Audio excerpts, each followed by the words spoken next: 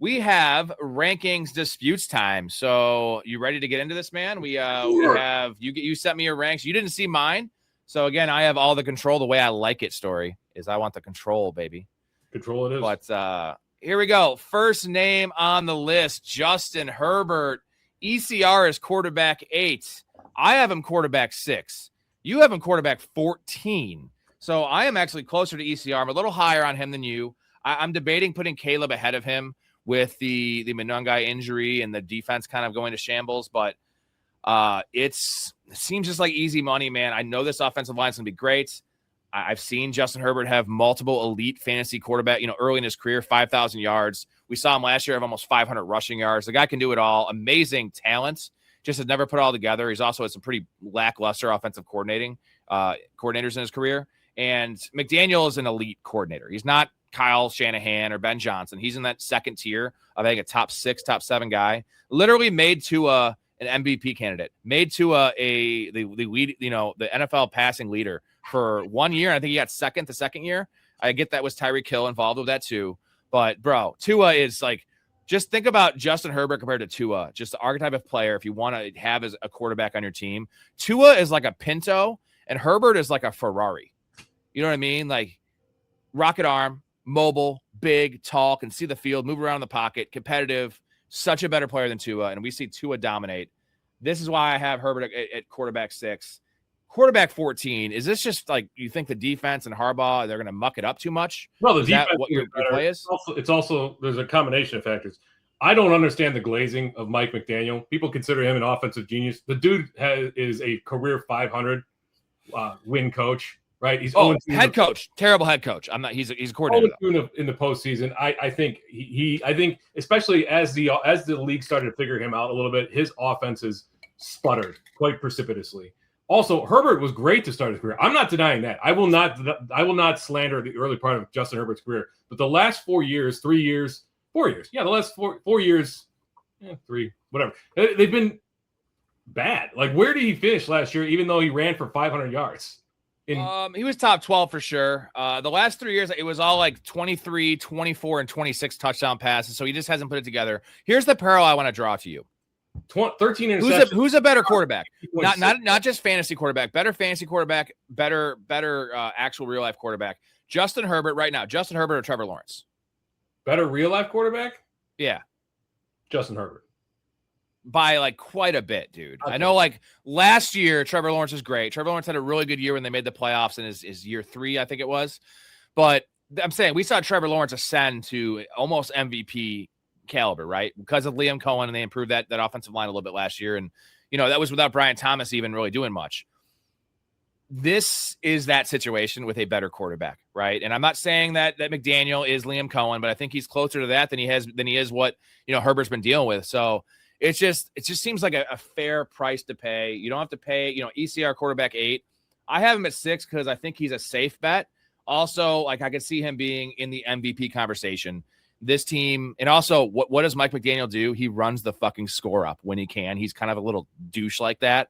He was involved in that 73-20 game, remember, against the Broncos? Oh, yeah. Like, I'm just saying, that's what I like. Like, the fact that he's just going to be – he's pissed about what happened with Miami. They did kind of fuck him. I mean, they literally they cut their entire team, and they didn't fire him when they should have. They let him be like a lame duck coach. I don't know, man. 14 just seems crazy low. Low. Yeah, if he's running, he's not throwing. And he's not going to run as much this year. That offensive line is going to be too good. So 500 yards is really what the difference maker. That's the only reason that he crept into the top 12 last year. Otherwise, he's a pocket passer who does not really have touchdown upside. He over the last 4 years, he's maxed out at 26 touchdowns. And he's also had 13 interceptions in that span too, per season. So I just don't understand the appeal of a guy who he reminds me of Bo Nix from last year, who had a stellar season on the back of a mediocre offense. At least it looked good on paper, and now he's being overdrafted because people forget the 24 season, the 23 season, the 22 season, etc. A lot of people are saying they love, dude. I'm a Trevor Lawrence fan. The thing is, I'm actually higher on Trevor Lawrence. I have been his whole career than most because I was like, he's a chosen one. The Urban Meyer thing, I definitely like. I made a whole video about Urban Meyer being a tool. So, like, I acknowledge all that. It's not been a great situation. Trevor Lawrence still has a lot of limitations in his game, specifically throwing to the outside and throwing the ball deep. It's inaccurate. He doesn't read the field all that well, and Liam Cohen simplified all that for him last year.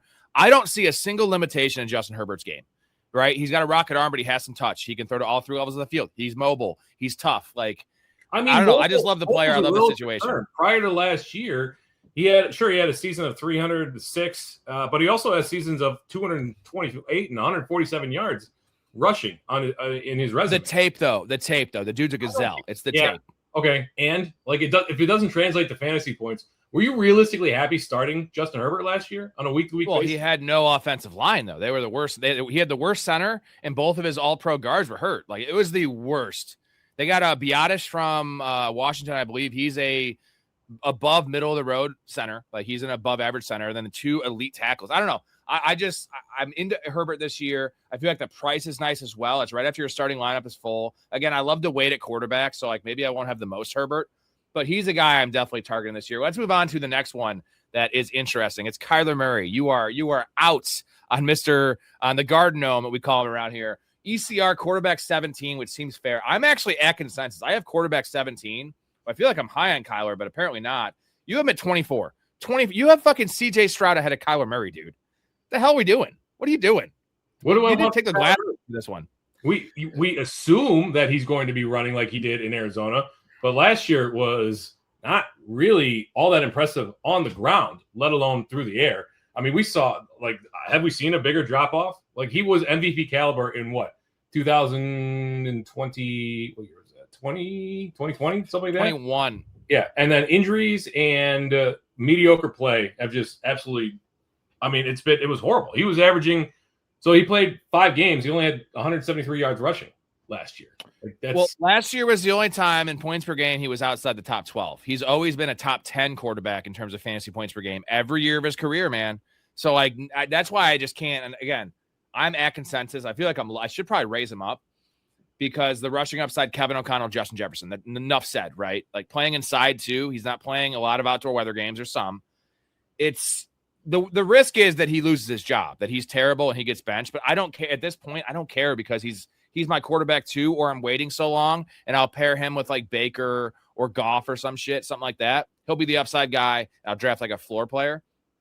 24, like why would you take CJ Stroud over him? I like CJ Stroud, but in terms of fantasy, he's never, even his rookie year, it wasn't that great for fantasy. It was like a top 9, top 8 guy on efficiency. But let's also be realistic. When was the last time a Kevin O'Connell quarterback posted a top 12 season in fantasy? This is a guy that loves masking his quarterback's deficiencies, and he's going to keep the ball out of harm's way. That's going to limit Kyler Murray's upside right off the bat. So from there, that offense does not lend itself to high fantasy scoring output from the quarterback either. I'm not sure that you saying. Well, it's because there's been no rushing value. There's been no rushers. He's never had a rushing quarterback. So that's why. It's always been like, Nick Mullins and fucking Kirk Cousins and late stage Kirk Cousins. So it was like there were statues back there. So now you add in the rushing upside, and you made a good comment. We don't know how much he's going to run. Well, if Kyler Murray is going to be effective this year, he better be running because he's not a very good passer. A very good passer. You did also mention that there is injury risk related to him, and there's also losing his job risk related to him. So for my quarterback, I could see taking him in a 2 QB league. Otherwise, I went through this exercise with Justin Fields last year. I'm not interested in doing it again. That was a mistake last year. It'll be a mistake this year. You can't get gun shy because the Fields thing, because it's, Malik Willis is more the parallel for me for Fields this year. But this is the archetype of guy. My Fantrax leagues, there's no trades. It's eight bench spots, 20-round drafts or 18-round drafts, whatever. I'm going to target. I want Kyler Murray as my quarterback too. I want a guy that can go boom. I don't want CJ Stroud as my quarterback too. Like, there's just no appeal. Like, at best, he's like quarterback 13, which is fine. But Kyler Murray has top 5 upside. You can't deny it because we've seen it happen before. Kevin O'Connell, Justin Jefferson, like if he's running, this offense is even middle of the pack. It is top 5, top 7 upside. Are you going to deny that? Yes, I will deny that. I don't think you can blanket say top 5 upside with a guy who completely But fell he's off. done it multiple times. Numbers He's not old. have trended down every single year over the past 4 years. I Just get 'cause it. He did it 4 years ago doesn't mean he's the same guy that he is today. When talent But goes, what about Geno Smith? What about Sam Darnold? What about these Baker Mayfield? What about these reclamation project? What about those guys though? Like they did it. Why can't Kyler do it? That's what I'm hanging my head on here. Not with their leg. Kyler's not he's a good deep ball passer, but he's not exactly the most, shall we say, precise quarterback. He's also the most talented of all those guys I just mentioned. Former number 1 overall pick. Like, regardless of what's in his head in the video game shit and all the jokes we make about Kyler Murray, he's more talented than Sam Darnold. It's close. Sam Darnold was underrated as a talent. A big dude, strong arm, relatively mobile early in his career. Baker was also a number 1 pick, and you might say Baker was more talented. I don't think so. I think they were close. Same exact coach, same college. Kyler was more touted than Baker, and Baker was awful to start his career, and it's just been the resurgence with Tampa Bay. He had 1 good year with Cleveland. You know what I'm saying? Kyler is more decorated, more established than Baker was when he had his breakout, right? Or you're just saying he's done, I guess is what you're saying. I'm not saying he's done. He'll have a game. You know who's playing tight end there as well? He's got the best tight end in the league at TJ Hawkinson. So it's like, you saw all right, right. We needed to have this conversation about Kyler Murray. I understand why you're out on him, and like, the crazy thing is I'm arguing for Kyler Murray, but I'm actually at consensus. Like, so you think I'd be way higher. It's just wild that you have what do you put Bryce Young ahead of him next? Like, Jesus, man. Crazy. I don't again, I'm not interested in going through this heartache again, because he's a guy. How long are you going to hold on to him before you cut him? And nobody wants to stream, right? Like, this is just the other problem is there's a report that came out that this might not have been Kevin O'Connell's decision, that he might have been influenced by the owner, by the Wilf family, to make the decision. And if that's the case, there's an even shorter leash for Kyler Murray. So I'm just not interested in doing that and then having the heartache 4 weeks in to try to have to stream to find a guy. It's just you got to take 2. If you take Kyler, you got to take 2. I mean, that's just and in that case, I'm not interested in I mean, we've got deep benches in our league, but I don't want a second quarterback.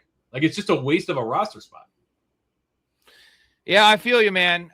This is a guy you are about, Mr. Bo Nix, ECR quarterback 13. You have him quarterback 12. I have him 16, so not too far off. But I feel like there's that big group of quarterbacks from quarterback 10 to quarterback 15. You know, it's with Stafford and Mahomes and Jared Goff and, Bo Nix, guys like that. And you have him ahead of consensus. I have it 16.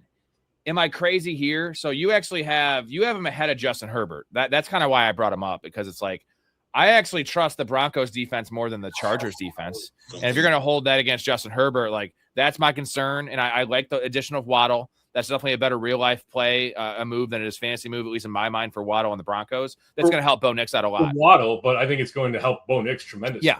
Like, this is a team that passed the 4th most amount last year on the back of that defense. It's not like the running game got markedly better with bringing J.K. Dobbins back and Jonah Coleman, who's kind of a jack of all trades, but he's not exactly stellar in any one area.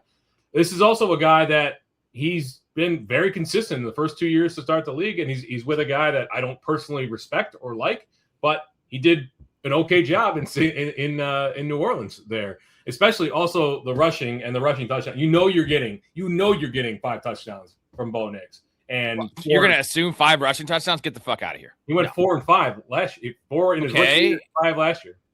Yeah, I saw Dak Prescott have 6 in 3 straight years, and I know that was partially the injury, but like, you can't assume this from Bo Nix. Get out of here. 3. I'll give you 3. I'll give you 3. Dak Prescott stopped running when he got old. Bo Nix is still young. So that's not an argument that I. Well, Sean Payton actually doesn't want him running. It's just because he's such a little jitterbug in the pocket that he just doesn't really matter though. Like, again, if the downfield routes don't develop up, do you think that Bo Nix isn't going to take off and run? This is a nice price for Bo Nix this year. It's a buy the dip situation, a what do you call it, post type sleeper situation. So yeah, absolutely. Give me Bo Nix over Justin Herbert all day long and twice on Sunday. You got a board bet here? Board bet? What's a board bet? A board bet. I have Herbert. You have fucking Bo Nix. Let's put some money on this. Sure. $18 million. Don't do that.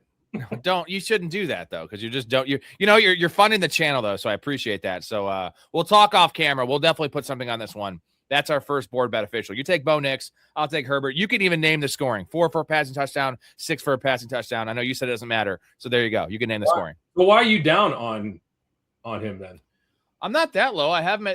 I have that whole tier pretty close. I still want Matt Stafford over Bo Nix. Come on, 40 coming off 46 touchdown passes. I still want Jared Goff over Bo Nix. Like Jared Goff's so goddamn consistent, tied to Dan Campbell and this explosive offense. I truly believe that this defense is, they actually graded out pretty well last year, but there were so many of those games that they were down by like 2 or 3 scores in the second quarter, and that's why Bo Nix passing numbers were so inflated in terms of attempts. And that's not the way Sean Payton wants to play. This is not Drew Brees.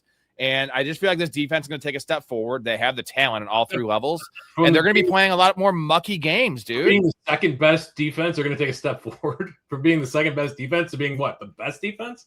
Well, the fact that they were second best defense, it was a very skewed stat because they were losing a lot of these games, and that a lot of it was Bo Nix was making stupid decisions and like putting the defense in bad spots. I'm just saying this is a great defense. They're going to. I go back to the Commanders game. They were losing the game and they were in a shootout with Marcus Mariota. Like that's just not going to happen this year. So I feel like he's going to go from 4th to like 12th in passing attempts at best. That's going to hurt him. So we have a board bet here. I have Herbert. You have Bo Nix. Thank you for your money, sir. Again, so appreciate that. The defense was that by whatever metric you want, either the second or the third best defense. How are they going to get better? Like how are they going to get markedly better to the point that it's going to limit the upside of this offense? Well, yeah, I think what happened was they were giving up all of their points in the first half, and then they would shut teams out in the second half, and then Bo Nix had to come from behind. I feel like it's going to be more, it's going to even out this year where they're going to be playing in closer games. They're going to have the lead, and that's nice for some deep bombs, but great for a quarterback. No, playing from behind is great for a quarterback. Okay. That's where the money's made. To a certain extent, but Blake Bortles, baby. Game, that's why I have Drake May where I do, because they're going to be in more close games this year. You want close games. You want the defense to get off the field quickly. That's what the Broncos defense does. So I was bald. All right, we have one more quarterback to get to before we get to tight ends and running backs. I'm going to hit you guys with the intro. Give us 30 seconds. Sorry, you're going to love this intro because you just ripped on Sean Payton, and just stay tuned.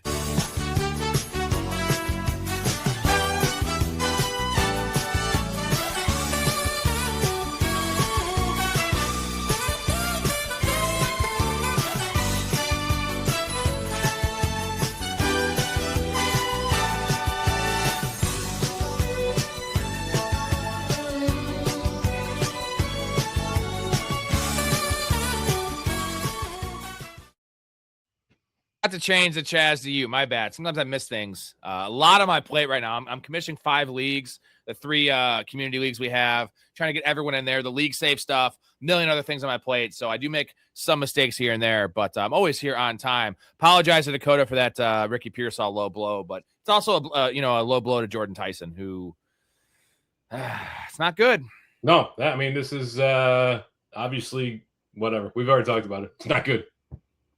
Because is it more injuries this year, or is it just more prominent because there's more news? The news cycle is all 24/7. I don't know. Feels like a lot. The news cycle's been there the last couple of years, so it is a lot of injuries. And you saw my first redraft that I did with you last night in Nick O's league. I took 7 of the top 10 handcuffs, and I'm gonna do that as much as I can this year because the injuries, not just the running backs, but I think that's a position that hasn't happened the last couple of years.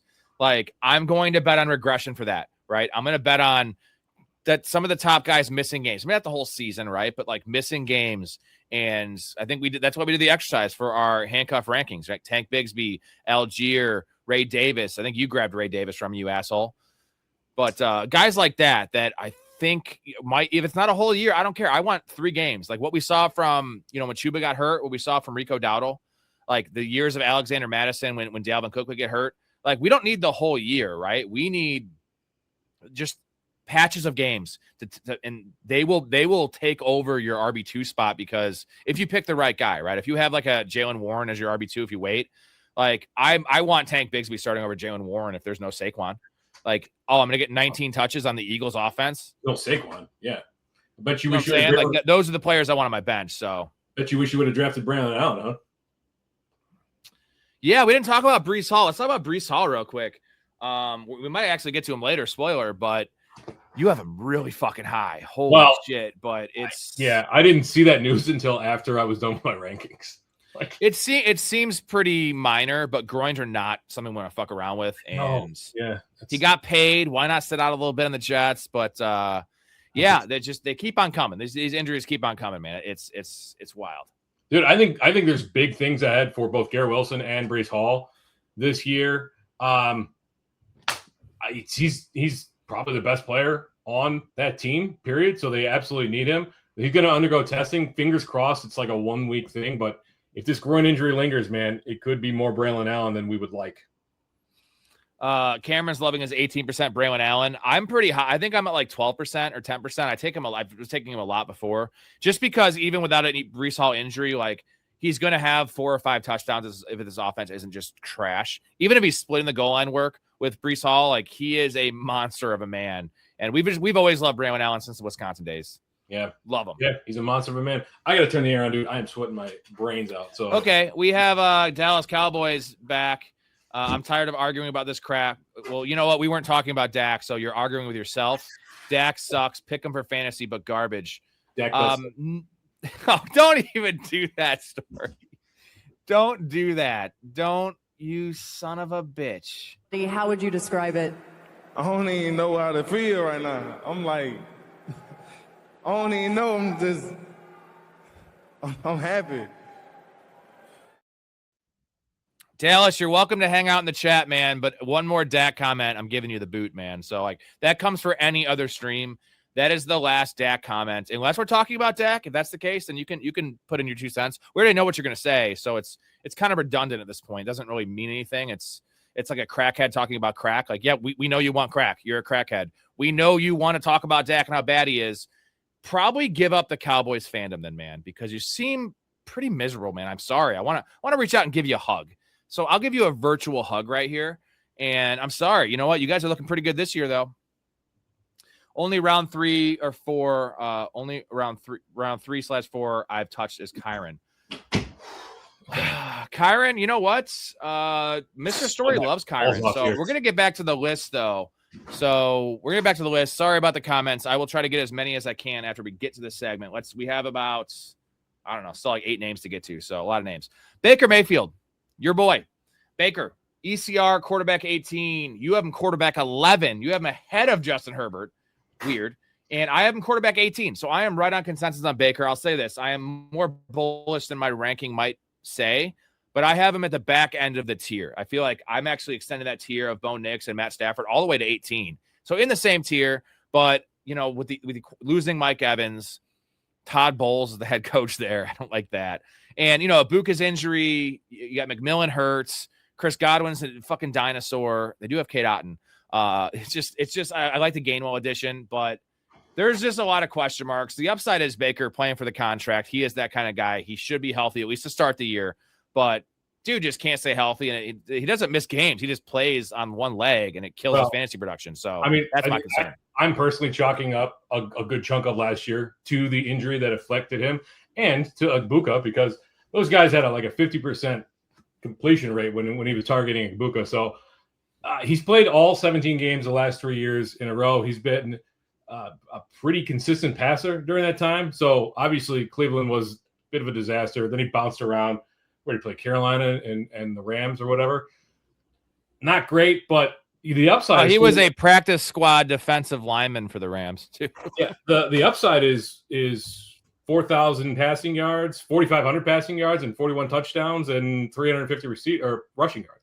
Like, we've seen the upside from Baker very recently. He's playing for a contract. I'd actually feel a little bit better about my ranking if he signed a contract. I think that added security would be better in the long run. Ibuka's, I expect him to be back healthy, assuming this doesn't linger.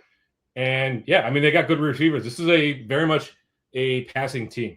I'm not sure that they're going to be effective running the ball with Sean Tucker and Bucky Irving and Kenneth Gainwell as much as passing the ball. So I think it's a volume play on Baker. Stays healthy, he could easily eclipse 4,400 yards again. I like him. I mean, he is the kind of guy that does offer, as long as he's healthy, a nice floor and that ceiling you mentioned, because we've seen it happen. And this is my argument for Kyler. Although I'm very convinced that Baker is a good quarterback, or at the very least, he's a good fantasy quarterback because of his aggressive nature. He does lead the NFL in interceptions since 2018 for a reason. We don't hate that for fantasy, because unless you're playing a -3 interception league, like -2 or -1, I don't give a shit. Throw all the picks, dude. Throw all the picks you want, and then just come back and just fire the ball downfield a million times. So I'm at consensus here with Baker. You are very high, though. Quarterback 11 is inside the starting range. That's that's Brock Purdy range, and I know you have Brock Purdy higher, and I have Brock Purdy pretty high. You had Brock Purdy quarterback 8. I have Brock Purdy quarterback 11, I think. So we're both a little higher on Brock Purdy than consensus, but the nice thing is you don't have to draft him here, right? So if you want to wait a quarterback, I am fine with taking a Baker as my starter, almost like Baker and like Malik Willis. If I really want to wait at quarterback, something like that, even Baker and Kyler, something like that, just to give myself stability with Baker. And if Kyler hits, like I have 2 upside quarterbacks, might be a little headache to figure out which one to start each week, which I hate, but it's fine. I think quarterback 11 is a little egregious though. I mean, I'd rather have Baker than Jared Goff. I'd rather have Baker than Matthew Stafford. I'd rather have Baker than Patrick Mahomes. I'd rather have Baker than Kyler Murray, certainly. I'd rather have him than Love or Shuck or any of those guys. Like I know what the upside is for Baker. We're hoping that Stafford can get back to 40 touchdowns, but there's not a more obvious regression candidate this year than Matthew Stafford in terms of touchdown rate. It is coming. That's a fact. And if I get stuck with a 26 touchdown season for Matthew Stafford, that's going to be a rough game. There's no rushing to supplement the touchdown regression, where Baker has a little insulated stuff there with the rushing touchdowns and at least 350 rushing yards. Did Keenan Allen officially sign to the Colts? Is that what I'm saying? Yeah, he signed a 1-year, $8.5 million deal, something like that. So that last night, they were like the 4th favorite to get him, and it made a lot of sense. That this doesn't speak well about Pierce and Jalen Hurts, or not. Josh Downs landed poorly in practice the other day. Did you see that? This sucks for Josh Downs, dude. I know. This sucks. It doesn't affect Alec Pierce at all, in my mind. But it affects his health, like prognosis, Prognosis negative. Bad for Tyler Warren, too. Or maybe it's good for Tyler Warren. I don't know. But it remains to be seen. It can't be good. I mean, adding target competition can't be good. That came in after in the ranks, though. Brian, I'll get to your comment real quick since you're bottom of the list here, and I'm going to get a couple questions. Hampton or Genty? I think I like Chase Brown over Hampton. Yeah, Chase Brown over Hampton for me, and then definitely Genty over Hampton, bro. Like, Genty is this in PPR. Genty is about as safe as they come in terms of workload, and this offense will be better for sure. I mean, it can't be worse than last year. I mean, I've got Genty pretty high. I've certainly got him over Hampton. I actually have Hampton over Chase Brown. What the hell? You love Chase Brown. I didn't like what I saw with Samaje Perine the other day. Like, that really scared me. He is a very fragile profile, because if Samaje Perine takes the same work that he has when he was healthy last year, we're going to see a much reduced volume for Chase Brown, especially in those super important 3rd down and passing down looks. Yeah, I mean, I definitely want Kenneth Walker over Chase Brown. We did the exercise for league-winning running backs, but I'm still pretty bullish on Chase Brown. Pretty bullish on Kenneth Walker. I'm not worried about fucking Samaje Perine. Like, listen, I don't think the concerning is it's the valuable touches. It's the valuable touches, right? Yeah, look at the split though. Like the split with the first teams, like it was basically 50-50. I don't think Perine's a good running back, but dude, it's preseason though. Get the hell out of here.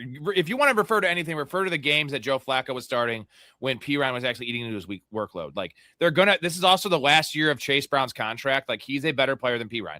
Perine is very trusted. The Chiefs trusted him. He's been trusted everywhere he's gone for pass. He's an elite pass pro and pretty damn good receiver and okay in short yardage. Probably better than Chase Brown in short yardage. But their offense is worse with Perine on the field, man. Like, Chase Brown offers a dimension that Perine can't touch. And I'm not worried about it. If that's your argument, then get the hell out of here. Tell that to Zach Taylor. Well, he's also a coach you hate. Surprise, surprise. All right, let's move on to tight ends here. Mr. Mark Andrews. So ECR is 15, tight end 15. We both have him at 10. So now we're in lockstep here. And let me bring out the wand of trust here. We've been yelling a lot at each other. Wand of trust here from Mark Andrews. We're both 5 spots ahead of consensus. I think it has to do with me for that range. If I'm going to take, weight at tight end, give me the guy that has a chance for 10 or 12 touchdowns. And we've seen him do it, losing likely there.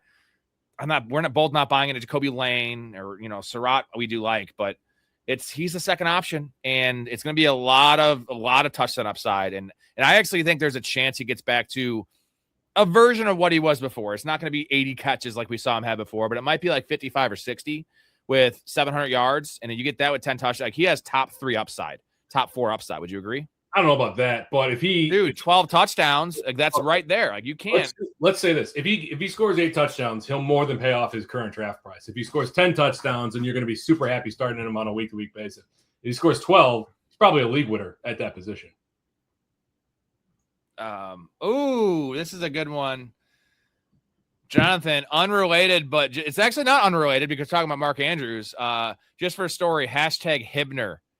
Hibner, you see that fucking preseason game? He's a dude, and Cuevas didn't do shit. Oh, he had 5 for was it 5 for 60? Okay, 5 for 60 in the first 2 drives? I didn't see. That's awesome. Yeah, Hibner's really good. So not really a concern for Mark Andrews if he gets hurt though. Also, Mark Andrews has tush push appeal. Now they don't really need to use a tush push that often because they have Derrick Henry, right? But we've seen them use it before, and last year they used it when Lamar was hurt and Derrick Henry was probably off the field because Harbaugh was like, nah, it's the 4th and 1. We don't want Derrick Henry on the field. That just makes too much sense. They're going to know what's going to him. But, there's still a chance that Derrick Henry is surprisingly, it sounds like it's not a hot take, but it sounds weird. Surprisingly not like the greatest goal line running back of all time. Like he's above average. He's actually very good, but he's not like there's better goal line running backs than Derrick Henry because he takes a little bit of time to get up to speed. And like he can't get stuff in the backfield, which it's crazy to say for a guy that's 250 pounds. But obviously you want him in the field. You want to give him those touches. But Mark Andrews is very good at the tush push. You saw that awesome play where he was, I believe, the fastest tight end ball carrier last year on that fake tush push against the Browns. Yeah. That was awesome. Yeah. He still got it. I mean, certainly not the role that we saw 4 years ago with Mark Andrews. But again, I don't know, where's he being drafted? You said tight end 14, something like that? ECR is tight end 15. He goes a little higher in underdog, like 13, but it's outside the top 12. We both have him at 10, so we're not like crazy high on him, but I think it's the same thing. It's kind of a tier thing. It's like if I'm waiting at tight end, there's Kincaid, there's some other guys there. It's like there's probably safer options for a weekly floor, but we're streaming the position. Give me a guy that could be a top 5, top 8 tight end. And it's not even asking that much. It's 8 or 10 touchdowns. We've literally seen him have multiple years over 10 touchdowns. Not that long ago. Assuming this offense bounces back, there should be plenty of touchdowns to go around. And who's going to catch him? Zay Flowers, Rashad Bateman? No, and it's tied to if you believe in Lamar. If Lamar has, and the thing is, when he has these MVP seasons, it's the rushing's huge. It's on the back of crazy touchdown percentage, right? Crazy touchdown outcome. And if he throws 35 touchdowns this year, which it sounds crazy after last year, but Lamar was hurt, like there's a decent shot. This is Lamar Jackson. Mark Andrews is going to have 10 touchdowns. Like there's just like who else is catching them? I'm trying to think who. Jacoby Lane. Okay. Maybe he has 6. That'd be awesome for Jacoby Lane. Maybe Zay Flowers goes up to 9. There's 15. Maybe Derrick Henry catches 2 swing passes. Now we're at 17. Bateman has 5. Like there's still 10 for Mark Andrews. Any way you slice it. Yeah, I mean, Lane he's got the body of a red zone receiver, but he was never really utilized like that at USC. So it'll be interesting to see how they deploy. He's getting a lot of steam, like a lot of steam. Him and Cyrus Allen are getting a lot of steam the last week or so. A lot. I heard Andrews having a shit camp. Well, it's unrelated. Yeah, he is. It's not a good camp, but they also paid Mark Andrews, which was weird. They chose him over Isaiah Likely, and I was trying to think of why. We all thought. I mean, I'm not the biggest Likely fan as a player, but I always had him on my bench because whenever Mark Andrews would get hurt, the upside of Likely was great. But that might have been a Lamar thing. I think Lamar does love Mark Andrews. He loves the blocking. They're just best buddies. So like maybe Lamar had some, how Joe Burrow pretty much forced the hand to sign T. Higgins, which is not a good endorsement for franchises when they're listening to the quarterback. You got to make them happy, but you shouldn't be giving money based on what they want. And bottom line is Andrews makes a lot of money. They signed him to that contract. He is their starting tight end. Like they're going to play some 12 personnel anyway. I'm not too worried. Mark Andrews is pretty easy smash this year for me if I wait. Yeah, absolutely. I mean, I ended up taking Travis Kelce over him. I still have him one spot higher because I think he's just going to get a ton of volume because of the status of the wide receiver core there. But I could absolutely see, I mean, especially because I got Andrews, what did we say, 4 spots higher than where he's being drafted right now? Yeah, we're both 5 spots higher. Speaking of a great play and a great player and a dude, it's my guy, next guy on the list, TJ Hawkinson. I have just God here, and his ECR is tight end 23. You have a tight end 31. Let me repeat that. Tight end 31. I believe I saw you had Theo Johnson ahead of him. Theo Johnson's not even the starting tight end on his own team. Those are fighting words, bro. You stupid fuck. Go buy some sandals. Go buy some sandals. You want to fight? I'll fucking fight. I haven't fought in 10 years. I'm fighting that. What you got? What you got? Let's see. Throw down, bitch. Throw down, bitch. So he's not actually. Corey, He's not actually 31 on my list. I just put him there to get a rise out of you. Okay, well, go buy some fucking sandals. Where do you actually have him? Where would you have him? I've got him at 25. Still a little lower. Okay, where do you think I have him? You know, I don't do these stupid things. I'm not Skip Bayless. Realistically, where do you think I have him? 20? 15. 15, okay. Yeah, he's right outside that starting range. You know, I have him ahead of guys like Bretton Strange and guys like that. Just I think they're all in the same bucket, right? Dalton Schultz, Bretton Strange. The upside with Kyler Murray with this offense, the contract he has, Josh Oliver is the back. I've been talking about it forever, but tight end 15, and I'm one of the few that thinks that Hockenson has upside this year. Like not upside where he's getting drafted, like upside to be an every week starter, like a top 8 guy. Just because we've seen it, he's 29 years old. Not going to get into it too much, but the fact that he's going to beat his ADP is like a foregone conclusion in my mind. There's just no way he finishes below tight end 23. There's just no way. There's no way. Last year it happened. That was JJ McCarthy and just a wild situation. He was also garbage. 2 years removed from the injury. It's TJ Hockenson season, baby. Yeah, and I can't endorse the guy enough. I can't endorse him. Hold on real quick. I got to hang with him.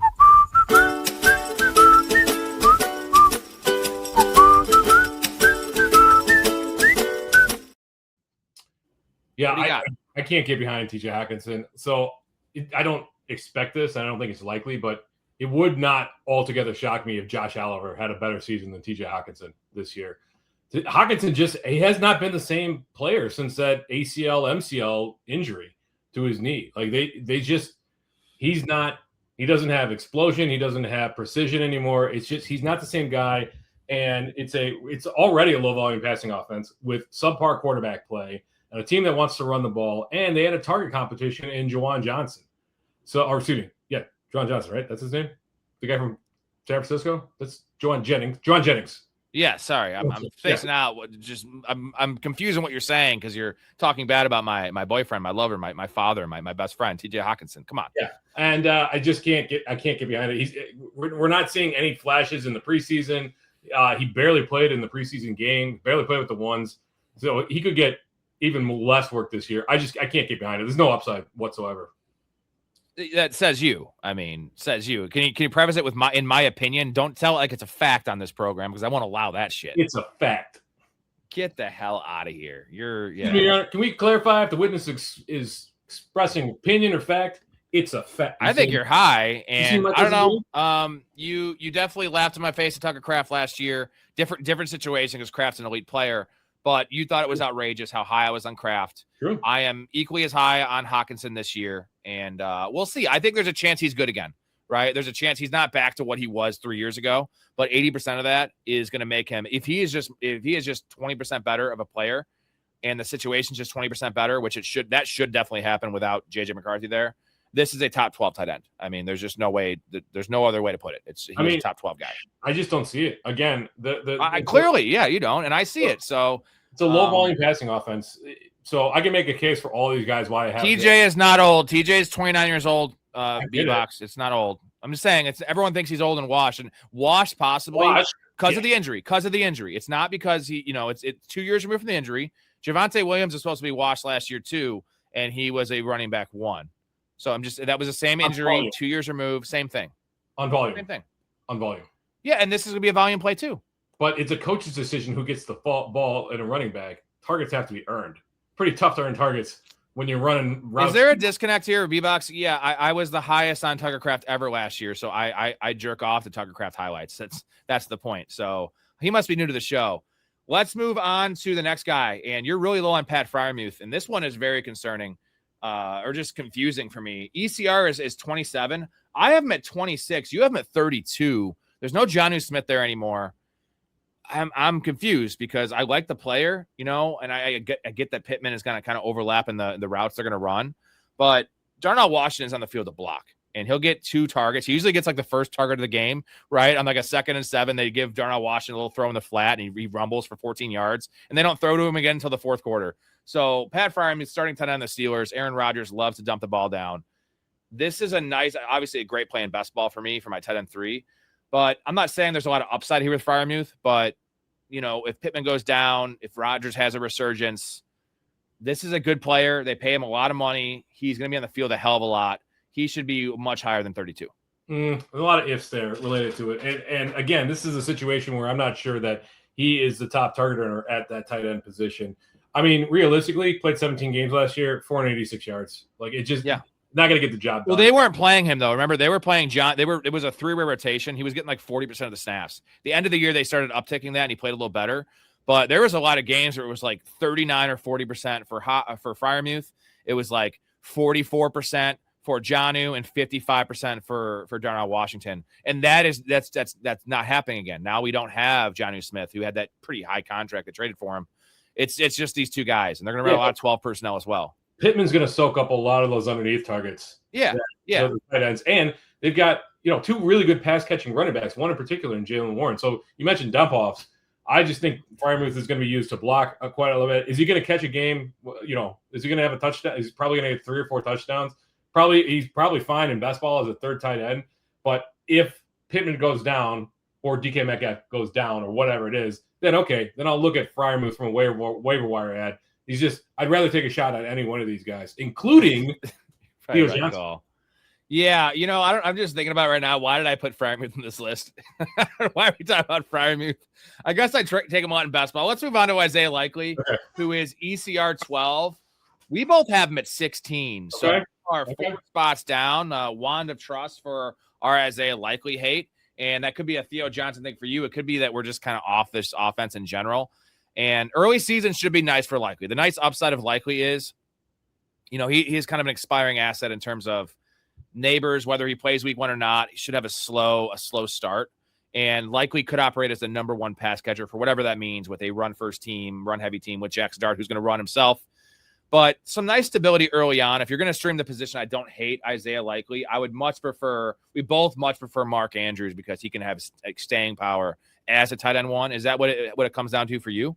Yeah, I mean, it's a number of things that have adjusted his ranking for me in the last week or so. I mean, that's the neighbors situation. The more we talk about this Giants offense, the less I really want to have anything to do with them outside of the core 3. And I'm even softening on Cam Scatterbo and Jackson Dart because of this just the way this offense is set up. I don't know that there's enough targets to go around, right? There is no wide receiver 2 to speak of, but I'm not sure that there's going to be a valuable second target earner in this offense, realistically.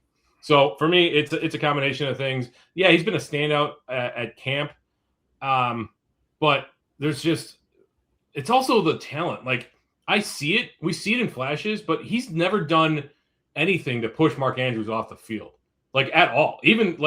So has an amazing game week 1 a few years ago when Andrews wasn't there, and yet he still can't get playing time over Mark Andrews, who's 5 years older than him or whatever it is. So terrible blocker too. And the second point is Isaiah Likely's fucking slow, dude. Like, he is pretty agile and relatively quick. He's an undersized tight end, but I think he was like a 4.8 guy at the combine, and like that kind of shows up on film a little bit. People think of him as like a really uber athletic tight end.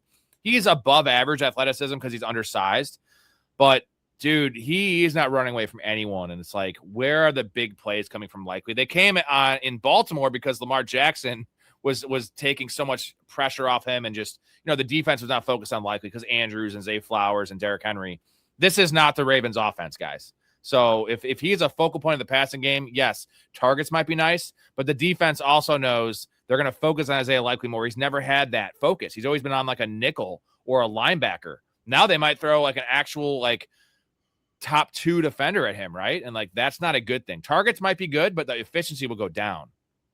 Yeah, I can't get behind a second receiving option in this passing attack. And you mentioned it, like the volume could be there, but he's not going to be on the field. Like, we just saw Dart get blown up and go to the medical tent in preseason.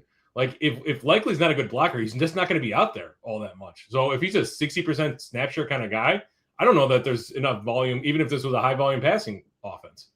just in general. I just don't know that there's enough coming his way. I feel like they should play him more than that, but there's just, there's a lot of ifs, and I don't hate it. I don't hate taking him. I just like a couple guys over him. I think we're not that far off either 4 spots, but that's a big 4 spots, right? 12 to 16. That's essentially saying we're not going to have any Isaiah Likely because people will probably reach on him tight end 10. And with the point I made about early season stuff, if I'm streaming anyway, I get this guy for a couple weeks. If it works out, I keep him. If not, I cut him. And I want Mark Andrews, and I want this next guy. And I know we've joked about Dalton Kincaid quite a bit. It's the health stuff, but efficiency-wise, tied to Josh Allen, last year he was amazing, and he was not even playing. And that's the worry, I'm guessing, for you, Story, is that the snap share is just not there, and there's just no way he can keep up this efficiency with the touchdowns and yards per route run and all that shit. But he is ECR tight end 11. I have him at consensus. I have him at 11 myself. You have him at 17. So you are bye-bye for Dalton Kincaid. Yeah. And, Dawson Knox is a year older. They're going to use both for sure. The reason I want to keep him at his ADP here and at his consensus rank is that I want pieces of this offense. I want Josh Allen's tight end. It's a super valuable position. And it's not like a tight end 7, right? It's not really a big investment. So the upside of Kincaid is I'm not saying he ever figured out how to block. He's probably still a piss poor blocker, but maybe that snap share goes up to 60%. Maybe this knee injury is behind him, which we've never seen him actually play healthy, which could go both ways. Maybe you're just like, he'll never be healthy, but the upside of Dalton Kincaid is elite, right? If he just plays more and he is healthy, this dude has touchdown upside. This dude has big play potential. He has a little bit of volume potential as well because Josh Allen loves throwing to Dalton Kincaid. Yeah. I mean, so how many years in a row have we talked about how Dalton Kincaid is the next big thing and he just fails to live up to expectations? The outrageous efficiency that we saw last year from him is simply cannot continue. I understand that he dealt with the PCL injury last year and thus the limited snaps. But again, this is a team where, first of all, they added DJ Moore, who looked okay. But this is a team, their philosophy is everybody eats, right? Josh Allen eats, and then everybody else eats. I feel like they're still going to use Knox in the red zone. I feel like they're still going to spread the ball around quite a bit. If he's a similar snap share, even ticks up 5% from last year, 10%. There's just, I don't know. Josh Allen's running the ball in the red zone. I can't get behind a guy where it's all hopes and dreams instead of like actual production on the field. It's not his 3rd year in the league, right? Or 2nd year in the league. This is a guy that, his stats just don't back up the hype that he's getting. The nice thing is, though, they do draw up plays for him in the red zone that when he's on the field, which is not that often. They do not only draw up plays for him, but Josh Allen looks for him. So, like, it's just at this range, Dalton Kincaid or Isaiah Likely, like you have Likely 1 spot ahead of him. Like, no, thank you. Like, I don't want, it's the tiebreaker is the team. Like, give me Josh Allen's weapon opposed to Jackson Dart's weapon. That is why I do have Kincaid. I feel like I'm low on Kincaid. I don't draft him in underdog unless I have, essentially he falls 10 picks after ADP or I have Josh Allen. But in redraft, if I'm going to wait, I think I'm fine with going Kincaid and Hockenson. I mean, if you've had Kincaid on your fantasy team the last few years, you know how this is going to feel. So apologies in advance. Trigger warning. He's going to crush it in like 3 games out of the first 10. And then he's going to get an injury that isn't necessarily going to be season ending, but it's basically going to end his fantasy season. And then you're going to still roll him out there because it's Josh Allen's tight end, and it's not going to matter. That's the Dalton Kincaid story in a nutshell. And you know how I operate. I am a opportunity guy, right? And the opportunity in this offense is fruitful, but I'm a snap share guy, and I just hate starting guys.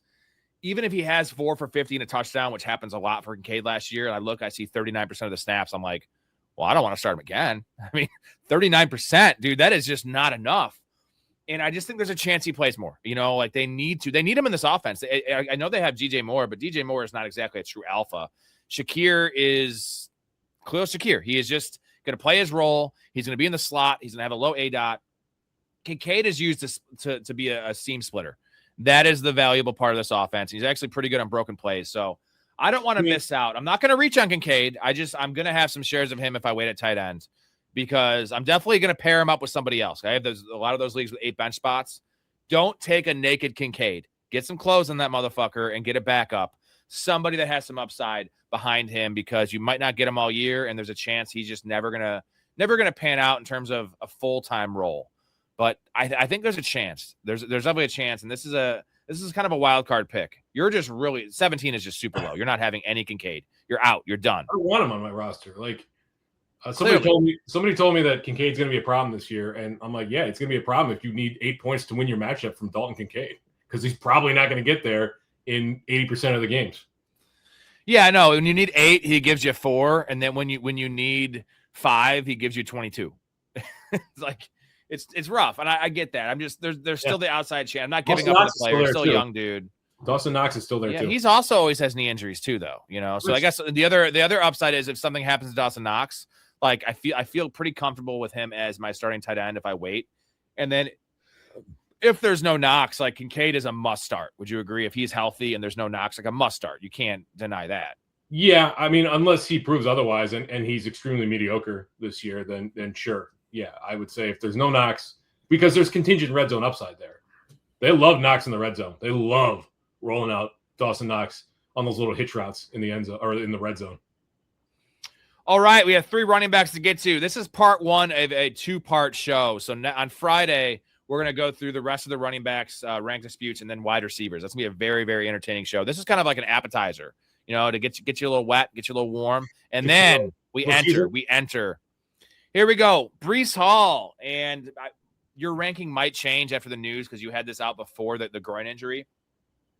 Breece Hall, ECR, running back 14. You have him at running back 10. I have him at running back 16. I probably will move him down to 17, but not a giant move. That tells me I'm only 2 spots low on him. Again, at PPR, in half PPR, I don't want anything to do with Breece Hall. Like he's never going to score more than like 8 touchdowns, and it's usually 5 or 6 touchdowns. In PPR, give me the 50 to 60 receptions. That's going to make your money back. But you have running back 10, so you're very high on Breece Hall this year. You're also high on, not to spoil too much, I'm pretty high on Garrett Wilson, so we're probably not going to have that discussion tomorrow or on Friday. But, the Jets, 2 players in the Jets, and I guess you're saying it's going to be consolidated target share and opportunity share there. But running back 10 for Breece Hall, I don't know. This is like, you have him ahead of Chase Brown? Ew, dude, what? No. Dude, I am terrified of that Chase Brown workload with that Samaje Perine split. Like it absolutely, that is the one thing that could actually. Do you hear yourself, Samaje Perine? Yeah, I hear myself. Dude, I don't care. You're worried about Samaje Perine more than Braylon Allen and Isaiah Davis. I'm not worried about Samaje Perine. I'm worried about Zach Taylor and irrational coaching. That's a problem.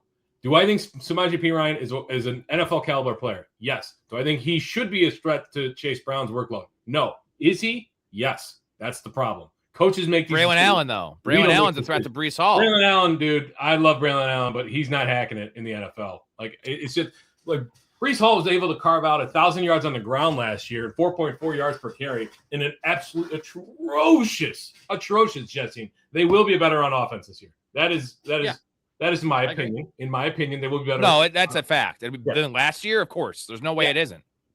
He also had 48 targets last year on a down year, because previously he had 76 and 95 targets. So if that's a Justin Fields stat right there. That's what that is. And Tyrod Taylor. Like, those are his quarterbacks. So Geno Smith is definitely going to be targeting him more so than what we saw from Justin Fields last year. He always gets a few touchdowns through the air. Last year, again, he only had 1, but he had 3 the year before that. I get it. Like, the touchdowns on the ground aren't really there that much, but if it goes up, there's easily top 10 upside for Breece Hall. All right. So let's wait for this groin injury to settle. We'll have a second board bet. I want Chase Brown. You want Breece Hall. Okay. That one's easy. That's easy? Yeah, that's well, easy. One guy goes in the top 14. The other guy goes in the 3rd round. So ADP and consensus don't think it's easy. I think it's easy on my end. That's an easy bet. Thank you. Appreciate your donation. It's an easy bet on my end. Thank you for your donation. So you wouldn't have taken, if I didn't take Chase Brown last night, you weren't going to take him. You took Hampton. You want Hampton over Chase Brown. Where did I say that? Did you forget? Well, your rankings say that, I think. Oh, yeah. Did you not forget about the league-winning running back exercise we did, that Chase Brown actually had one of the highest grades? Yeah, it was done before this last preseason game. Dude, since when do you go all in on preseason stuff? I don't know. I feel like you're not being yourself right now. This is like a obsession thing. You're freaky Nicky right now. Chase Brown. He was a league-winning running back last year. This is not last year. This is this year. No, but you want them to play Chase Brown in the preseason? No. That's anything. No. P. Ryan playing the preseason is a good thing. I want him to play in the preseason when the ones are playing, and he wasn't in as much as you would expect for somebody who's a league-winning running back. That's the problem. I don't think I can get behind this analysis here. This is not. This is. I'm being logical here. I am understanding that Zach Taylor is a bad coach. Bad coaches make bad decisions, like playing Samaje Perine over Chase Brown. When Chase Brown doesn't get 250 carries this year, people are going to be like, "What happened to Chase Brown? We thought he was a league winner." Well, I'll tell you what happened. You can go back to this episode right here. And I saw some of it last year. Don't get me wrong, but Chase Brown is just tied to like the Hampton thing. I could argue Hampton over Chase Brown much easier than Breece Hall over Chase Brown, dude. Like you're tied to Joe Burrow. I don't even care if he's only getting 60% of the work, which is not going to happen, by the way. Joe Burrow's healthy. This Bengals offense is top 5. There's going to be scoring and yards all over the place, touchdowns and yards all over the place for Chase Brown. Breece Hall's going to be grinding out fucking 5 yards a touch even with his receiving work. That's gross, dude. Chase Brown's gonna have so much room to operate in the middle of the field with Chase and T. Higgins, dude. Yeah. I don't like it. I don't like it. You were worried about Kyron because of Blake Corum. That's the exact situation that Chase Brown is in right now. Dude, Blake Corum compared to Samaje Perine. Samaje Perine's 31 years old, dude. He's never once ever been a threat. Look at the snapshots before Samaje Perine hurt his ankle. Yeah, it was like 63 and like 41. 41 Perine. That's not Kyron. That is a lot, but that was also a situation where their offensive line was awful, and it might still be awful. Also, if Joe Burrow gets hurt again, like Joe Burrow tends to do, then this whole offense takes a complete nosedive. Well, anyways, next guy is Chase Brown on the list. ECR for Chase Brown is 7, running back 7. You have him at running back 14. I have him at running back 9. So, again, I'm actually lower than consensus. This might be 8. I might have wrote this down wrong, but it's definitely inside 9. But I want a lot of Chase Brown this year, and in particular, I want him in PPR. You are really low on Chase Brown. Like, the Breece Hall thing is insane. You're treating Chase Brown like he's Bucky Irving. The hell? I don't know if that's an accurate Dude, statement. you had Bucky at like 16. I've got Bucky at 18. I've got Chase Brown at 14. That's a big tier. You're not getting a single Chase Brown share this year, buddy. I don't, that's going to suck a little bit probably, but maybe not. Maybe not when he underperforms week in and week out. Every year it's the same thing. It's 1,000 rushing yards, it's 500 receiving yards, and it's fucking 12 touchdowns. That's what I want from Chase Brown. So I'm in, man. I'm in, and I'm not, again, I'm low on him. I don't think I am. I just prefer Kenneth Walker over him. I prefer Saquon over him. I prefer Genty over him, James Cook over him, guys like that.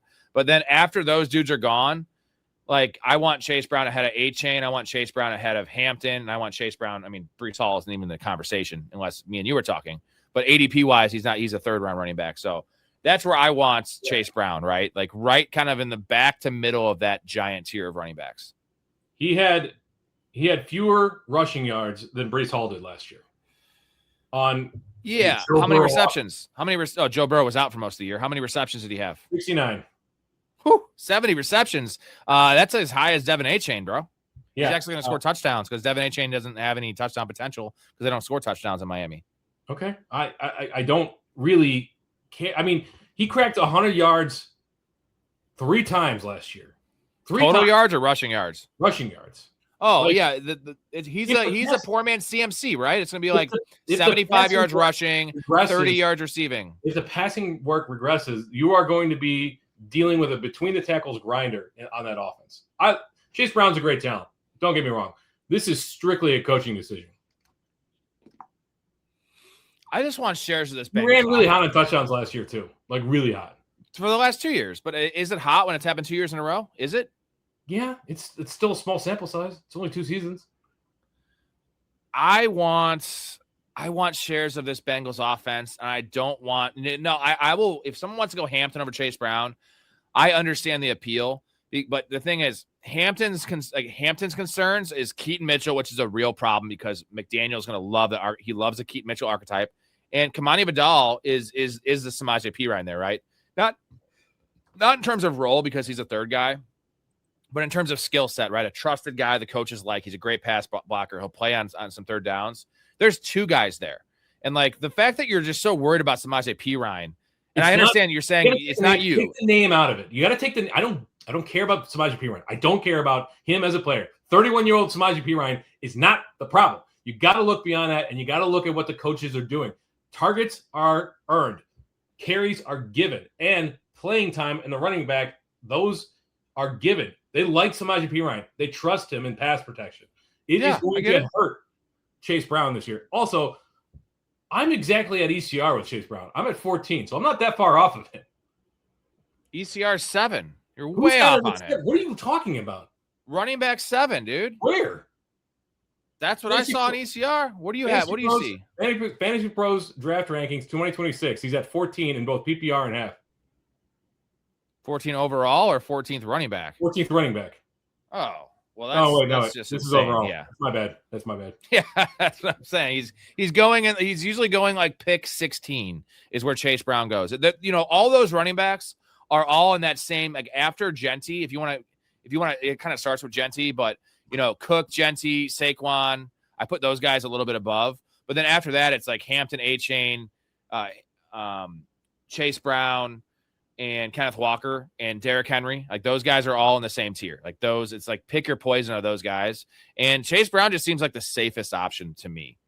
Kenneth Walker is my choice though, because he is the actual answer for league winner. Well, we did that in the segment. Way higher on Kenneth Walker than Chase Brown. And I'm going to take more Kenneth Walker than Chase Brown. For me, it just comes down to whoever falls, right? Like let's say I have the 17th pick, the second round, I have the 17-18 spot a lot. I'm going to be taking whoever falls. Like I'm still comfortable with A-Chain there. I'm still comfortable with Hampton in certain spots there. Chase Brown for sure. Kenneth Walker, absolutely. Like I want all those guys in the second round because it really falls off after that. I know you're really high on Breece Hall. Like I don't want to be drafting from that running back tier. I'd rather draft from the next tier here. And this is the Swift tier. And this is my boy Quinshon Judkins. ECR for Judkins is 23. You have him at 24. I have him at 17. Okay. So I'm pretty high on even in PPR, man. I love that it's and I like Samson. We want to talk to Samson. We do want to talk, but it's not a three-way committee at all. It's going to be two guys, which these other teams there's some risk there of three-way committees. Only having a pass catching back, I love it. I want to talk to Samson. Climbing to the moon like that bitch Alice Cram. Yeah, I mean, I think I'm pretty much in line with him. It's not really the competition for touches per se. It's the offense, the lack of offensive efficiency, and the fact that he just really doesn't catch passes. So in fantasy, we've talked about it numerous times. A target is worth 2.5 times what a carry is. If he is minimal on the target front, I don't think there's a ton of touchdown upside here. Deshaun Watson looks fine. I don't want to say bad because he looked okay, but he's a shell of his former self. And then Shedeur Sanders is just going to throw a ton of interceptions, and so they're going to be off the field very quickly, and so they're going to be trying to play catch up. So I don't really understand. I guess I don't see the upside personally. I'm in line with Judkins. I think he's a transcendent talent at the running back position, but for fantasy, it just doesn't get it done. The schedule is really nice though. It's a pretty easy schedule. The offensive line was definitely reinforced with maulers. So they addressed it. The pass blocking stuff isn't great, but they addressed this run blocking situation. The weapons around him it's such a better situation than it was last year for this team. Adding Concepcion, like Jerry Jeudy was their one last year. Jerry fucking Jeudy was this team's number one last year. And even by Jerry Jeudy standards, he played bad. He was dropping passes. I don't think he wanted to be there. But as much as I'm not a big Denzel Boston fan, he is a really good run blocker for a wide receiver, but he is an archetype of an X receiver. They have him on an island. I like that. Concepcion is going to be a true weapon. Harold Fannin and Jerry Jeudy now as your essentially the Calvin Ridley role in Tennessee as the third receiver. Like this team actually has some juice. It's the quarterback position is the concerning thing, but what I do like about it is there's two options. I don't like the two options. You have two quarterbacks. You have no quarterbacks. No, I understand that, but if it was just Shedeur Sanders going into the year, like there's the fallback would be Dylan Gabriel. Gross. The fact that you're going to probably start with Watson, and if it works out, even relatively works out, I like the offense being much better than last year. And if it doesn't work, now you have some new juice coming in with Shedeur and a different look, different style. I don't think this offense has to be even 21st for this to be a smash. If they're the 25th best offense this year, which that's kind of where I have them projected, Quinshon Judkins is going to smash. Like, he's going to score 10 touchdowns. This team is still going to score. It's an NFL team. They have some cupcake matchups.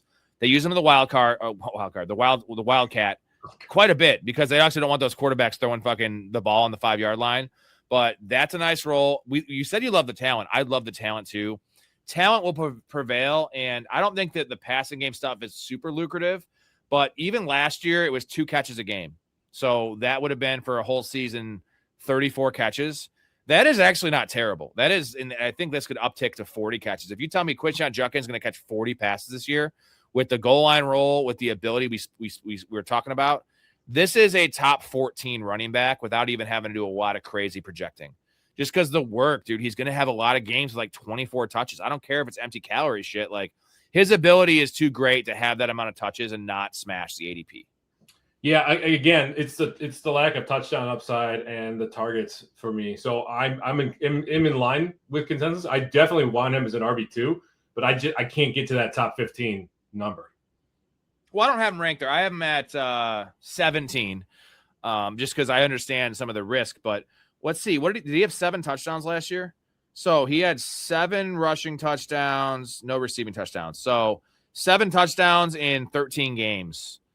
So, I mean, that's pretty good, dude. That offense was so bad. Like 7. So if he played the whole year in that current situation, he would have scored 9. Dude, 9 touchdowns in that shitty situation. Like, so 10 seems super reasonable as almost a floor. Now, I'm not going to say 10 is a floor, but 8 to 9 is really reasonable for a floor for this player. And like, that's my thing, is like, that's Breece Hall's fucking upside, bro. Just look at his history, unless his offense really goes bananas. And I do kind of like the Jets offense this year, but like, Breece Hall is capped at what, 10, 12 touchdowns this year? Is that the most he could score? Yeah, but I don't think that Judkins is beyond that, realistically. Well, I just told you he averaged. He was on pace. He was on pace for 9 last year. Okay. I mean, if he was on pace for 9 last year, this offense will be better. We agree. Like, the Raiders and the Browns cannot be any worse than they were last year. It was the worst situation ever. I mean, maybe, hopefully. I don't know. Like, dude, it's Deshaun Watson and Shedeur Sanders. They didn't really address the quarterback position. No, it's just the offensive line is definitely better. Concepcion, Boston, Harold Fant in year 2. Like, Jerry Jeudy was the number 1 there last year. So, like, the box was so – I'm not saying the box won't be stacked this year. That was, like, the next level of stacked boxes. There was boxes on top of boxes because Shedeur Sanders was just, okay, you can't throw over the top because you're going to throw a pick. It was 9 guys in the box, man. Like, that's – I don't know. Oh, hey, Trone Force. Haven't seen this guy in a while. What's going on, man? Auction draft next week. Any must-have players I should target? Maybe spend big on Gibbs or Bijan and a wide receiver 1 such as Chase, Neighbors, St. Brown, JSN. That is a loaded-ass question that we can't answer until I get the scoring. Trone, get in the community, man. I will help you out with your auction draft. I don't play. I've played like 4 or 5 in my life. Definitely some edges in auction drafts, and there's a lot of strategy that goes into that I can't. I'll spend 30 minutes talking about this if I were to. So appreciate seeing you back, man. We're gonna get to the top of the comments here in a second. I'm gonna get to the most recent ones, and then we'll go back up. Which 2 players should I take at the 2-3 turn in a 2 running back, 2 wide receivers, 1 flex PPR league? I took Gibbs in the first. Chase Brown, Hampton, and Neighbors. How deep is the league? So the fact these guys are available, I'm guessing, is a 10-teamer, right? It would not be available in a 12-teamer. Chase Brown, Hampton, and Neighbors. There's no way. Those guys all go middle of the second round in a 12-teamer. So 2-3. I was thinking 1-2 turn. Yeah. So it's probably if you already have Gibbs in PPR, you ideally want to start a receiver at flex. So a 10-team league, I'm taking Neighbors for sure. I'm going to throw Neighbors this out there. A must. There's an outside shot that Brock Bowers is still available, in which case I would definitely pull a trigger on him in a 10-team league. Oh, yeah. Even in a 12-team league, I'm taking Brock Bowers. This is a shallow league, dude. So if there's an outside shot that he's available. If not, I would take Neighbors and flip a coin between Brown and Hampton. Yeah, so I would go Neighbors. It would be because you have Gibbs as that like, you know, number 1 every week guy that's just elite. They call that hero RB. I would go Neighbors and Brock Bowers for sure. If he was there, me personally, I'm going Neighbors and Chase Brown. That's my clear-cut answer if there's no if there is no Hammer Bowers. Yeah, Hammer Bowers for sure.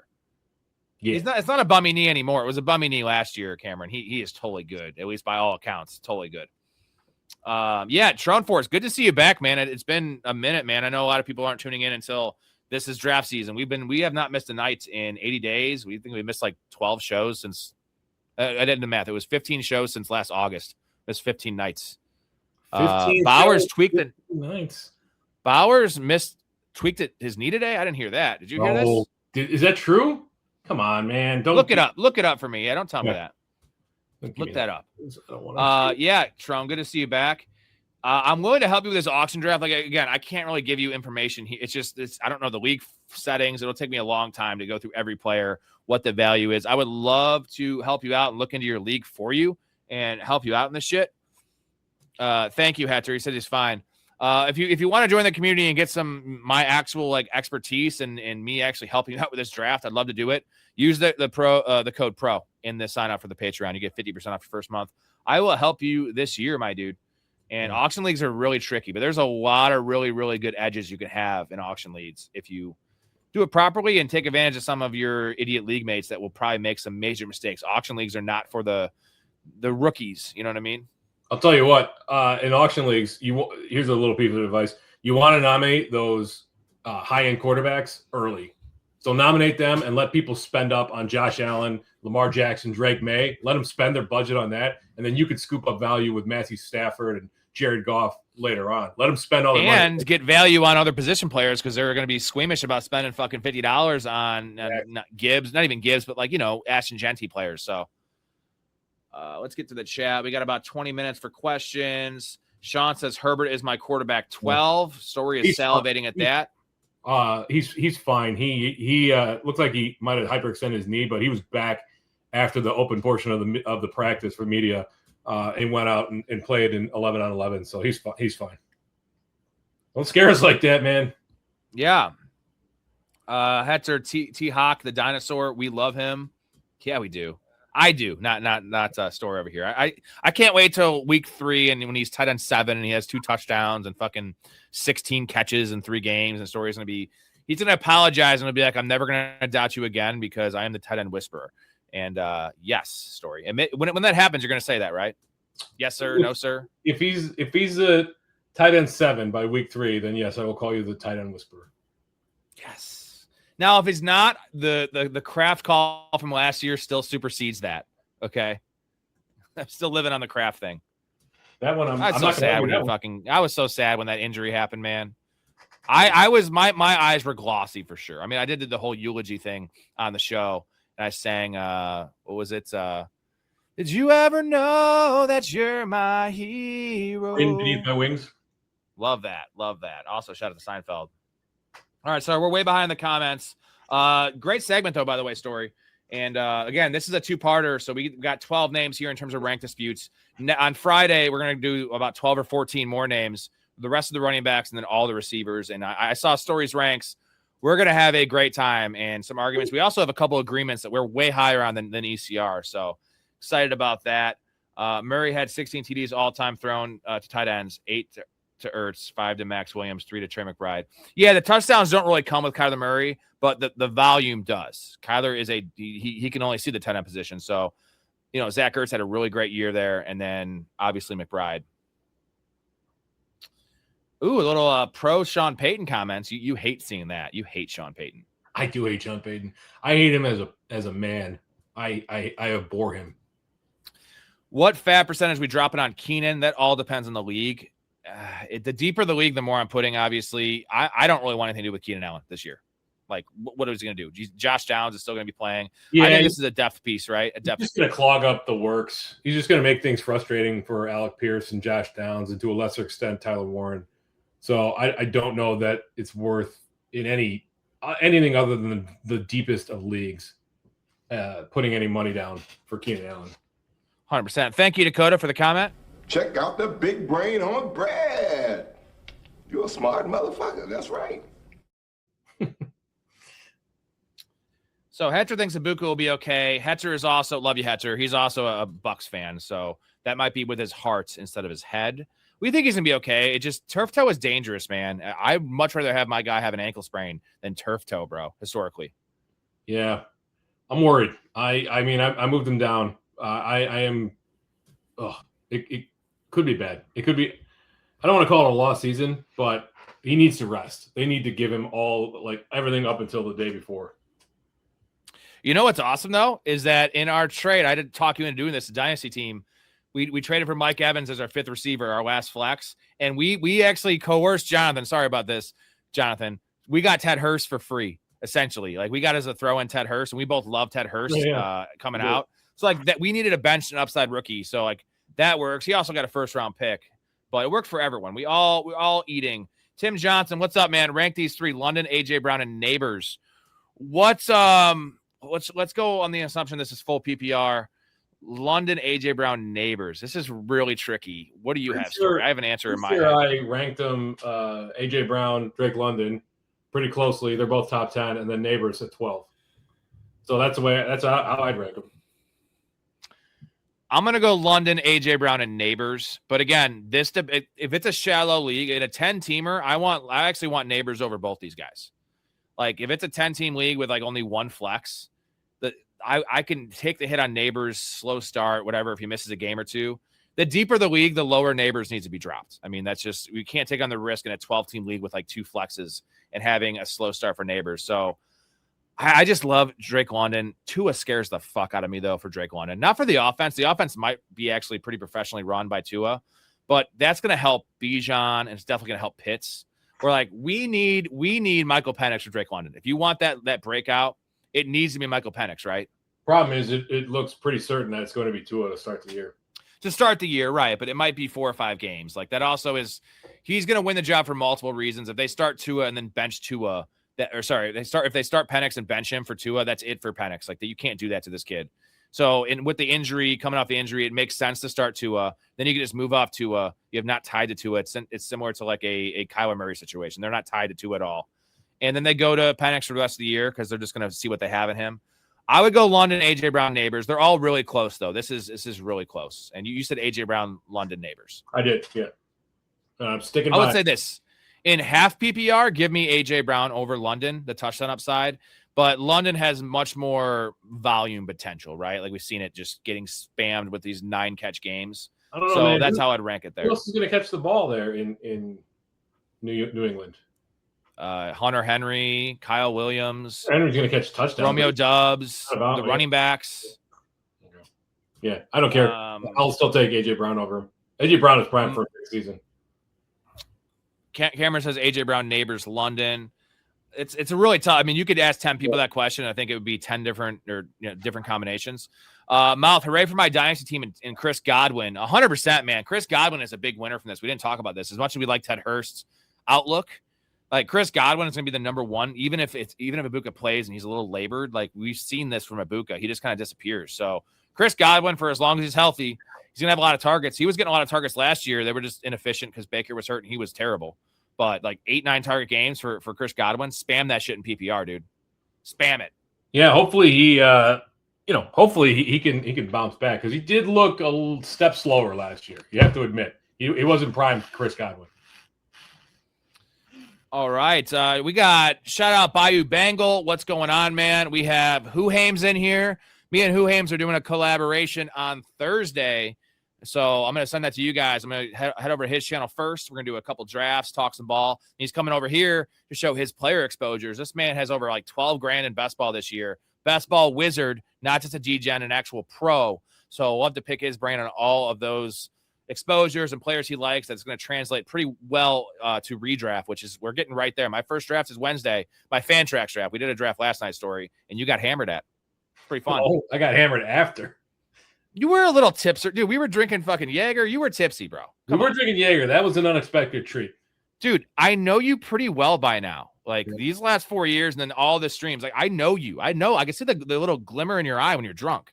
Oh, wow. Okay, then. It's good to know. I think you just always assume I'm drunk, so. Yeah. No. Just a perpetual level of buzz, I would say. I have seen you drunk, though, and it's usually at the end of a movie pod where you get nice and feisty.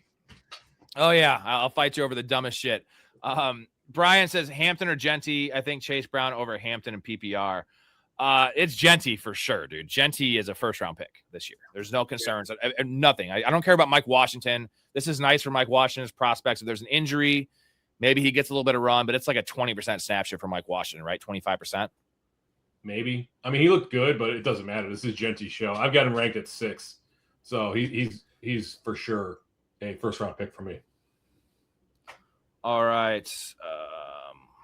BB Box was spamming. Isaac Tesla is looking like legit red zone threat. Well, the reports out of Detroit is bad for Tesla. He's been dropping like 18 picks in best ball. He can't separate. That was you. You've been calling that since Arkansas. Yeah. And the only reason he makes these circus catches is because he has guys draped on him because he can't fucking get any separation. Can't get any separation. And so, 4 catches or 6 catches for 4 yards, over the course of a couple of weeks, maybe a touchdown. Do you remember my first name on the super deep sleeper list we did a month ago was Greg Dortch, wide receiver 120. I did like a 5-minute thing on Greg Dortch. And, dude, Greg Dortch could be the number 3 here. It sucks that his skill set overlaps with St. Brown a lot. That's the concern. I feel like he's more of a handcuff for St. Brown. But, dude, Dan Campbell will fucking bench your ass. Like, if you're not performing, I know they traded up for him, but what was it, a 3rd-round pick for Tesla? Like, it's not like a 2nd-round pick. Like, Keon Coleman got benched, bro. So, like, Tesla could definitely get benched and not have this third role. Dan Campbell's an old school coach, too. Like, he's not going to tolerate dropping passes left and right, unless it's A.J. Brown. Because A.J. Brown's good for at least one drop pass a week. Trey Harris or Tesla? This is definitely Trey Harris for me. Yeah. He could have a great role in this offense in general, and if there's an injury, he's a guy that could play. He could step into the slot, not his forte, but he definitely would fill in for Quentin Johnson very nicely. So 2 options for Trey Harris to hit, or if this offense goes boom, like I think it might, Trey Harris could be a top 40, top 35 guy just based on being tied to this offense. And they do love him. Last year, he was the leader in 13 personnel for whatever that's worth. Like when they played one wide receiver stats, it was Trey Harris in the field. They love his blocking ability. He's also been turning heads at camp, so he's got that going for him. Breece Hall or Josh Jacobs in half PPR. I mean, I want Josh Jacobs in half PPR, but there's just a lot of risk right now. It's the suspension, it's the groin injury, it's coming off the injury last year, looking pretty bad last year. A lot of work on those, a lot of tread on those tires for Josh Jacobs. Are you going Breece Hall still? I'm still going Breece Hall. Yeah, I mean, the Breece Hall off the board when you took Josh Jacobs last night. He had to have been, because there's no way I would have taken Josh Jacobs if Breece Hall was there. I'm gonna look it up, because if he was, I'm gonna be pissed. You were drunk, bro. You were drunk. George followed Petzing from Arizona to Detroit. I've always liked Greg Dortch. Remember our Greg Dortch a feisty little conversation a few years ago? Yeah, and I was telling you that Michael Wilson's the guy. I told you he was the truth. He is the fucking truth. Oh my God, this place is amazing! Right? Yeah. All right, and the sunblock drink? Nice, guys. They're really good. They're really good. Yeah. Thing is, I didn't make you one. Oh, Jesus Christ, Charlie, you're drinking sunblock. That's good. It gets you all. Yeah, you're ingesting viscous chemicals, and they're getting you hot. It doesn't matter. I also don't want Chase Brown getting 30 touches a game. And he could do it, though. He did it at U of I. He's done it for some stretches on the Bengals. He can do it. Yeah. His workloads at U of I were nuts. What's up, Who Hames? Again, guys, check out his channel. I posted in the Discord. I'll post it again. And again, we're going to do a show on Thursday, a little doubleheader. Excited for that. Let's see. We have Connor, A.J. Brown, Neighbors, London. God, the Neighbors is going to be such a wild card. If the reports go well in the next week or so in my Fantrax leagues, I could see people pulling the trigger at like pick 13 for Neighbors. And that would be a mistake, but I could see that. I mean, he's not even cleared for full drills yet. So I understand that the things are certainly looking up relative to where he was at this point 2 weeks ago. But the latest report is, hang on, I just read this. Hold that thought real quick, because Tim, hopefully you're still in here. I didn't see your comment. This is underdog. So this is best ball. In best ball, I want to rank it right now. Neighbors, A.J. Brown, London, because I want the upside, and the upside of A.J. Brown with this offense and the upside of Neighbors and best ball is you're going for these last 3 weeks in a tournament. Neighbors, A.J. Brown, London, if it's underdog for sure. Sorry, I didn't see that man before. Go ahead, Story. Yeah, so he was still in a red non-contact jersey, so he's not even in full drills yet. I mean, it's one more step to being there and to being in the lineup without any restrictions come week 1. But we got to remember, he's not. They've not made any guarantees about him playing in the opener yet. So no, I'm sticking with what I said 3 months ago when everyone said he's going to be on the pup. I said he's back week 2, week 3, and then everyone overreacted to the news that he's actually running, and everyone's like, "Oh, he's fine." And I'm sticking where I've been at for the last 3 months. I'm not going to change. I don't try to overreact to news. Look at this comment from Kenneth. Appreciate you, Kenneth. Just sat down and said, "Do I want to watch Rob talk football or watch Chris Hansen catch some Predators? Biggest decision of the day." He said, "Here we are. He's here." You know what? I love Chris Hansen. What a guy. Again, shout out to Chris Hansen for cleaning up the streets, because those guys need to be caught and they need to be punished much harsher than they already are. But pretty funny that I'm in the same, like those are the decisions. I'm in the same conversation as, I could do this or I could do that. I much appreciate that. And have you seen the preview for the Chris Hansen drama movie that's coming out? It's starring Robert Pattinson. No, it's I don't even know what genre you call it. So it's A24. They've done a lot of great stuff recently. You should go look it up afterwards. It's a really interesting trailer. I had a thought about Chris Hansen, but if you're ever having a bad day, it's cringe to watch. But like if you're ever feeling low about yourself, and obviously, hopefully, none of us are doing anything like these fucking guys, watch a couple episodes of that. You're gonna walk out feeling a lot better about your life and about your decision making. I'm just saying, like it's same with Cops. Like those shows are gross and they make you feel kind of shitty in a way, but other times they make you feel good. You're like, I'm actually a good person. I'm actually like making good decisions. I'm impacting people positively. Those motherfuckers, ugh, gross. So